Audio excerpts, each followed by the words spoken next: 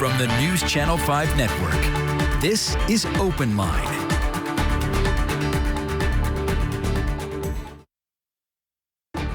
Good evening, everyone, and welcome to OpenLine. Thank you for being with us tonight. I'm really excited about tonight's show because I know that we are all going to learn so much, and we're dealing with a little popular drama here too, as we'll be talking about a Hulu series and also a book that's out called Dopesick. But I want to remind you, this is OpenLine. This is your chance to call in, be part of the conversation, and ask questions to our guest. We are going to be talking about the origin, the very start of the opioid epidemic back in the 90s, and it's starting with big pharma, Purdue Pharma specifically, and a prescription painkiller called OxyContin. We also have a guest tonight to talk about a free event that is coming up in Wilson County that I'll be moderating, by the way, this Thursday. So you might want to get a pen and paper, jot down some information. And again, it's OpenLine. Numbers on the bottom of your screen, 615-737+. So let me introduce you to our guest tonight. We have Dr. Steve Loyd. He says, call me Steve. That's what you're most comfortable with. Yes. You were part of this Hulu series, the writing of it. We'll get to more of that in just a second. We also have Susan Shaw from Drug Free Wilco. Thank you for being here. Thank you for having me. Let's start with, what is Drug Free Wilco? Drug Free Wilco, it's a drug prevention coalition, and the mission is to prevent and reduce drug misuse and addiction, and it's through education, communication, and creating awareness of resources. And it really started out of a tragedy, right? Yes, it did. A lady in Wilson County came into the mayor's office. I work for Mayor Hutto, and she came into Mayor Hutto and said, "Coach," because her son had been coached by him.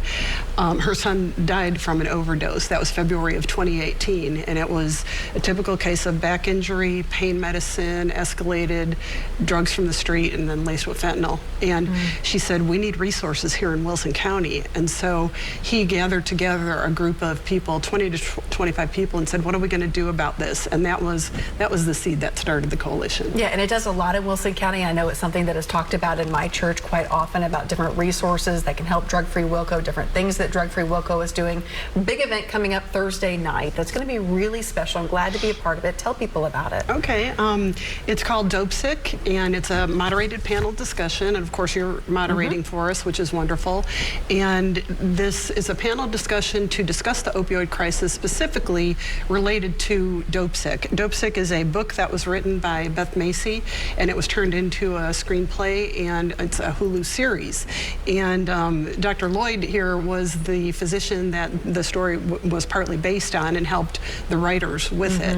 So we want to focus the conversation around the opioid crisis, and but basing it on Dopesick and what happened in that community, in the very rural community in Virginia. Yeah, and it really looks through the lens of how the opioid epidemic has impacted job losses, has really destroyed families, crime waves in towns all across America, just every little facet of how this has impacted people. And I can't think of anybody who doesn't have a story related at this point to opioid addiction. One of my very best friends, her brother died because of drug abuse, and she still hurt so badly years later because of it.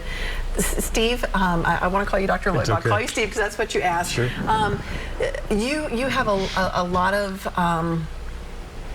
I guess, your hands in this Dopesick operation in many different ways, from helping to write the series, the Hulu series. But tell us how you got involved. What is your story?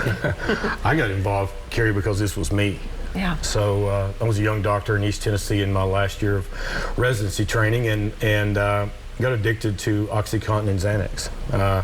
And I tell people I didn't wake up one morning and think, hey, I'll throw 20 years of education away. That's not how it started. It started on the way home from work one day, and just all the pressures of being a resident, working a lot of hours, not liking my life very much. Issues in my family. I was a young dad. I had 2 small children, and pulled up to a red light, flipped open the glove compartment of my truck, and there laid some old Norcos from a dental visit. And I just threw them in the glove compartment, didn't think anything about it. And that day I looked at them and I said, my patients take these things all the time. And so I broke one in half, threw it in my mouth. It was 2.5 milligrams of hydrocodone. And by the time I got home 10 minutes later, my world was better. Yeah, right? you felt better. Yeah, I mean, I didn't have the pressure. You know, my job wasn't as bad. You know, my family life was better, and really, in reality, Carrie, nothing changed, right? And so within 3 years, I was using about 500 milligrams of OxyContin a day, which is 100 Vicodin. You know, just for for numbers' sake. And so that was how I got started in it. And at the time, you know, and I got help. I got help here in Nashville. I was living in East Tennessee, where I grew up, and I'm from Jonesboro, but I was living in Johnson City at the time, and I came to Nashville and got help. A guy named Chip Dodd saved my life, and it turned not only my life around, but my career around. I'm an internal medicine physician, so I work in the hospital. And after my own issues with addiction, I didn't want to do anything other than this. So what I thought was the worst day of my life turned out, in retrospect, to probably be the best. It gave you a purpose. I did. I can't imagine not doing what I'm doing right now. So tell me exactly what you are doing. Well, I am the Chief Medical Officer at Cedar Recovery, so we have 6 addiction treatment centers here in Middle Tennessee. Actually, 4 here in Middle Tennessee, 2 in East Tennessee.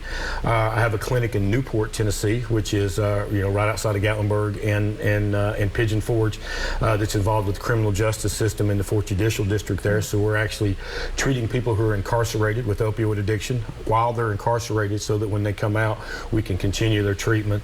I'm the medical director at a inner city place here in Nashville called Renewal House. I already told you about. Yeah, you said it's awesome. Renewal House is one of the oases in the world. They specialize in the treatment of women. Those women are allowed to bring up to 2 kids with them to treatment, and it's one of the feel-good places in Nashville, I promise. Yeah, if you can bring kids, that means that you can come and get help. Right. I mean, a lot of people, that's a barrier. Right. Imagine being a young mom on your own, and you have this issue, and you have a place that can help you, and it says, oh, by the way, you can't bring your kids, and you're the sole provider for that. And so there's a couple of places like that do that here in Nashville, but Renewal House is one of them, and it's a place that I enjoy and enjoy working at, enjoy the women that I work with, and in all honesty, they are determined, they're gritty, and they give me motivation. So if you told me I had to go back and be a hospitalist again, I'm not sure that I'm capable of that anymore. I love what I do. I love living in Nashville and what we're able to do here in Middle Tennessee and in my home in Wilson County as well. I, for years, as a journalist, have reported on the opioid epidemic. I mean, just story after story, the evolution of it, but never have I sat down until I watched Dopesick and really thought about where it all started and then traced it, how it's evolved. And it really, when you watch Dopesick on Hulu, it's not a feel-good story, but it's powerful. It's something that you really can't shake. You can't get it out of your mind because you can see just the vast impact across so many different areas. It's sickening and it's sad, but it's important to know. I mean, this is kind of our history. Tell me more, either one of you, for folks who haven't read the book or watch the movie or watch the Hulu series, can you sum up what Dopesick is? I think that's your. I think I can take that one. So Dopesick, the book, is written by a journalist from Roanoke, Virginia, named Beth Macy, who's written multiple other excellent books, but this was her first foray into the opioid epidemic. She got interested because she's from Southwest Virginia. Yeah, right? It's happening right there. Right there, and so I met Beth. I guess when I was still working for the state here in Nashville, when she was finishing up writing Dopesick. But Dopesick is the story of the opioid epidemic in the foothills of Southwest Virginia, the Appalachian Mountains, and Beth takes several stories from right around Roanoke, and it really revolves around a central character named Tess. And Tess's story is woven throughout the book Dopesick, and Tess meets a tragic end in Las Vegas, and Beth does a really great. She's a great storyteller, first of all, but she does a really good job of pulling in all of the factors that made Appalachia such a prime target for this. And she touched a little bit on the Sacklers and Purdue Pharma's role, but then the Hulu series Dopesick is based on Beth's book, but kind of loosely, right? Sure. So they created a fictional doctor, Dr. Samuel Phoenix, who was played by Michael Keaton, and and he is practicing in the heart of this, in West Virginia, I think is where it's set. And so the stories rotate around him, and Tess is not in it, but there's a young lady who is in it, Bets, all right? yeah. Betsy. Bets, and Bets is going to make me choke up even think about her right now, but rotates around Bets and some other folks there in that community. But they also wanted him, the doctor, to develop his own addiction, and that's where I came in. And so I met Beth right at the end of when she was writing the book Dopesick, and we got to be friends, and she included me in the first book. She said she found me because she was, quote, looking for some hope. She had done all this work, and it was just tragedy after tragedy, death after death, and she says, is there any hope out there? And so we were doing some work in East Tennessee. I just moved to Nashville to go to work for Governor Haslam and Marie Williams and in the Department of Mental Health and Substance Abuse Services here in Nashville, and she came down and talked to me, and we got to be friends from that, and I gave her some hope. I'm here today for hope, right? Yeah, I mean, that's right. Yeah, I think we're going to win, and we are. But too many lives have been lost already, as everybody already knows. But I met her then, and so whenever she called and said, "Hey, they're going to make this thing into a Hulu series," and you're going to laugh at me. I'm going to date myself a little bit. My first question, of course, was, "What is Hulu?" Yeah, I didn't know what Hulu was.